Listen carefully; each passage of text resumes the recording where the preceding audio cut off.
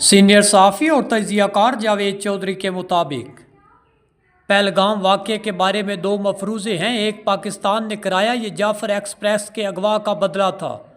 Train का अगवा एक टेक्निकल काम होता है, कोई दहशतगर्द जमात या उस वक़्त तक नहीं कर सकती जब तक उसे किसी मुल्क की मदद हासिल ना हो। इंडिया ने BLA को तैयार किया, हर किस्म की सपोर्ट दी। ये ट्रेन अगवा करने में कामयाब होगी। पाकिस्तान की बहुत बेइज्जती हुई। इसने पहलगाम में भारत की बेइज्जती करके इसका बदला ले लिया। दूसरा मफरूज़ा, ये मोदी का फॉल्स फ्लैग ऑपरेशन था और इसका मकसद पाकिस्तान पर जंग मुसल्लत करके इसे मुआशी टेक ऑफ करने से रोकना था। दोनों में से कौन सा मफरूज़ा दुरुस्त है, ये फैसला वक्त करेगा, ताहम ये तय है मोदी ने इसको मौका बनाया, इसे RSS की 7 साला तकरीबात और ख़ुद को ताहयात वज़ीर आज़म बनाने के लिए बतौर ट्राफी इस्तेमाल करने का फ़ैसला किया। ये मंसूबा बज़ाहिर परफेक्ट था, लेकिन इसमें दो खामियां थी। पहली खामी 1971 का सानिया था। पाक फ़ौज ने आधा मुल्क गंवाकर ये सीख लिया था, हम साइज़, बजट और वार मशीनरी में भारत का मुकाबला नहीं कर सकते। हम सिर्फ ट्रेनिंग, मेरिट और मुस्तकबिल की स्मार्ट टेक्नोलॉजी से अपने से 6 गुना बड़े दुश्मन से लड़ सकते हैं। पाक फ़ौज को यह भी मालूम हो गया, इंडिया बांग्लादेश तक नहीं रुकेगी, ये पाकिस्तान को तोड़ने की और कोशिश करेगा। लिहाजा फ़ौज ने हर सूरत अपने आप को बचा कर रखना है ताकि मुल्क बच सके। लिहाजा फ़ौज ने पिछले 50 बरसों में ट्रेनिंग, आलात, जंग और भारत तीनों से गफलत नहीं बरती। 2019 के पुलवामा वाक़े के बाद फ़ौज ने फ़ज़ाई बर्तरी के लिए भी दिन रात एक कर दिए। इन्हें हुकूमत से रकम मिली या नहीं, मगर ये मिसाइल प्रोग्राम, एयरफोर्स और साइबर वारफेयर पर सरमायाकारी करती चली गई। आप इसका नतीजा 10 मई को देख लें।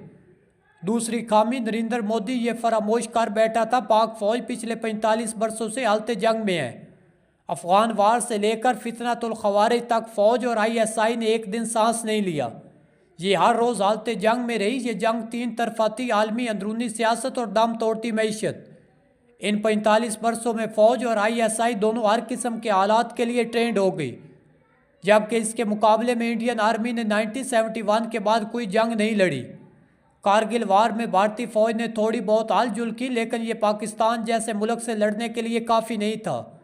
राह की तमाम तर प्रैक्टिस भी पाकिस्तान में धमाकों और तालिबान BLA की मदद तक महदूद थी, जबकि इसके मुकाबले में ISI को मुसलसल CIA और MI6 के साथ काम करने का मौका मिला। ये 40 साल के GB और मुसाद का मुकाबला भी करती रही, लेकिन क्योंकि इसने कोई जंग नहीं लड़ी, लिहाजा ये अपना असला टेस्ट कर सका और ना दुनिया को बेच सका। पाकिस्तान पिछले 10 बरसों में आहिस्ता आहिस्ता चीन की टेस्टिंग ग्राउंड बनता चला गया। हमें इसके दो फ़ायदे हुए, हमें आलमी मार्केट के मुकाबले में 10% रकम में जदीद तरीन असला मिलने लगा। दूसरा, वार टेक्नोलॉजी में चीन का हम पर इन्हिसार बढ़ता चला गया। मैं आपको समझाने के लिए दो मिसालें देता हूँ। भारत ने फ्रांस से राफेल त्यारे खरीदे, इसे 36 त्यारे $9 बिलियन में मिले। गोया इसे एक त्यारा $250 मिलियन में पड़ा, जबकि हमने चीन से $35 मिलियन के हिसाब से J-10 त्यारे खरीदे। दोनों की कीमत में 8 गुना फ़र्क था। हमने चीन के साथ मिलकर JF-17 खुद बना लिया। अब आप फ़र्ज़ करें 7 मई और 10 मई को अगर J-10 और JF-17 गिर जाते तो किसका ज़्यादा नुकसान होता, पाकिस्तान या चीन? पाकिस्तान इसके बावजूद बच जाता, क्योंकि ये एक न्यूक्लियर पावर है। दुनिया फ़ौरन जंग बंद करा देती, लेकिन अगर चीन के त्यारे गिर जाते तो इसकी $1 ट्रिलियन की वार इंडस्ट्री ख़त्म हो जाती। लिहाजा इसने हर सूरत हमारा आउट ऑफ द वे साथ देना था, क्योंकि इसे अपनी टेक्नोलॉजी का वार टेस्ट का मौका मिल रहा था। कामयाबी की शक्ल में इसे पूरी दुनिया की मार्केट भी मिल जानी थी। दूसरा, चीन ये भी जानता था अगर भारत जीत गया तो इसका अगला हदफ चीन होगा। ये मुआशी और अस्करी दोनों शोबों में पहलवान बन जाएगा, फिर हमें हिलने नहीं देगा। पाकिस्तान ने चीन की इन दोनों मजबूरियों का भरपूर फ़ायदा उठाया।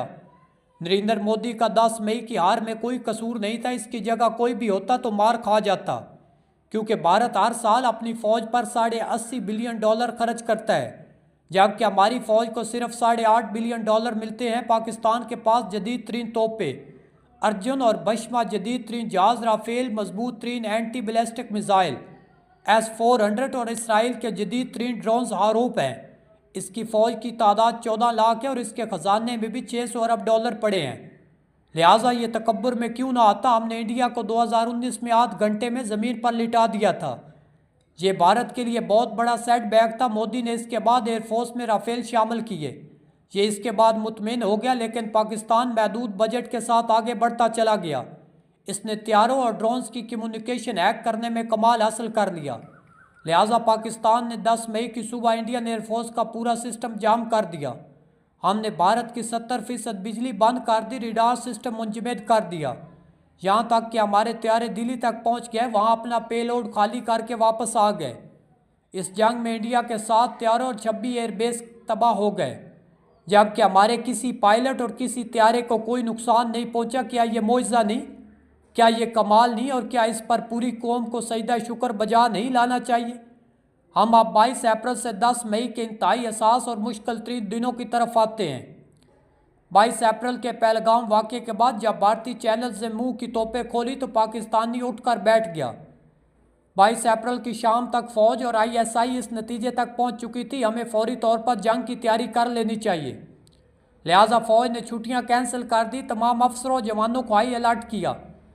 पहला मुकाबला इंफॉर्मेशन वार थी। भारत ने मेजर गौरव आर्या, अर्नाब गोस्वामी, अमन चोपड़ा, रूबिका लियाकत, सदीर चौधरी, बरखा दत्त, गुरु सावंत और channel Republic TV, ABP news, आज तक और NDTV को मैदान में उतार दिया, जबकि हमारी इंफॉर्मेशन मिनिस्ट्री और TV चैनल्स अपनी धोती संभालते रह गए।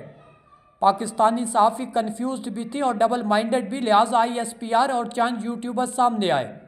उन्होंने इतनी इंफॉर्मेशन बॉम्बिंग की कि इंडिया पाकिस्तान के अकाउंट्स बंद करने पर मजबूर हो गया। पाकिस्तान ने अगले दिन ज़्यादा बड़ा कमाल कर दिया। इसने जियो टैगिंग के ज़रिए इंडिया के तमाम बड़े यूट्यूब चैनल्स पर अपना मिली तराना चलवा दिया। ISPR अवाम के राब्ते में रहा। हर किस्म की सूरत हाल पर DG लेफ्टिनेंट जनरल अहमद शरीफ चौधरी अवाम के सामने आते रहे, कौम को ताज़ा तरीन सूरत हाल पर एतमाद में लेते रहे। ये बार बार अवाम को हौसला भी देते थे। इन्हें यह भी बताते थे हम जिस दिन जवाब देंगे उस दिन दुनिया देखेगी। और फिर दुनिया ने देखा इंडियन एयरफोर्स का पाकिस्तानी एयरफोर्स के साथ पहला सामना। 29 और 30 अप्रैल की दरमियानी रात हुआ। इंडिया ने हमले की कोशिश की, लेकिन पाकिस्तानी जहाज़ों ने इनका रास्ता रोक लिया। पाकिस्तान ने इनका कम्युनिकेशन सिस्टम भी जाम किया। इसके बाद LOC का मास गर्म हो गया। पाकिस्तान ने गोले मार मार कर इंडियन आर्मी का हशर कर दिया। पाकिस्तान ने इस दौरान उड़ी और बलगयार डैम्स को भी निशाने पे लिया। मिसाइल फिट कर दिए गए, जिस पर इंडिया ने घबरा कर पानी छोड़ दिया, क्योंकि उनका ख्याल था पाकिस्तान डैम तोड़कर इलाके में सैलाब ले आएगा। यह सूरत हाल बहरहाल 6 और 7 मई की दरमियानी रात तक चली। इसी रात अरब इसराइल जंग के बाद दुनिया की सबसे बड़ी फ़ज़ाई डॉग फाइट हुई। 125 तैयारे इस रात LOC पर थे। इसी डॉग फाइट के दौरान इंडिया ने पाकिस्तान के 9 शहरों पर मिसाइल दाग दिए, जिससे मस्जिदें और सिविल इमारतों को नुकसान पहुंचा। 30 लोग शहीद हो गए। इसके जवाब में पाकिस्तान ने इंडिया के 5 तैयारे गिरा दिए, जिनमें 3 राफेल भी मौजूद थे। ये दुनिया में तबाह होने वाले पहले राफेल तैयारे थे, लेकिन क्योंकि इसने कोई जंग नहीं लड़ी, लिहाजा ये अपना असला टेस्ट कर सका और ना दुनिया को बेच सका। पाकिस्तान पिछले 10 बरसों में आहिस्ता आहिस्ता चीन की टेस्टिंग ग्राउंड बनता चला गया। हमें इसके 2 फ़ायदे हुए। हमें आलमी मार्केट के मुकाबले में 10% रकम में जदीद तरीन असला मिलने लगा। दूसरा, वार टेक्नोलॉजी